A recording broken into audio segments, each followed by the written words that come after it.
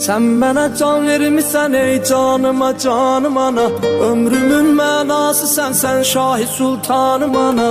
Boş koyun dizlerine eyle nevazişsen mənə. Ruhumun aramı sen derde dermanım ana. Ana mən qurban olum o qaran tellərinə. Yaradan bir nur verir sənin məsum gözlərinə. Qurbanam mən eşqinə, həm dərdinə, həm qəminə. Bir dua bəs eyləyər gəlsənə səndən mənə. Ana vəfadarımsan, sən dövlətim varımsan.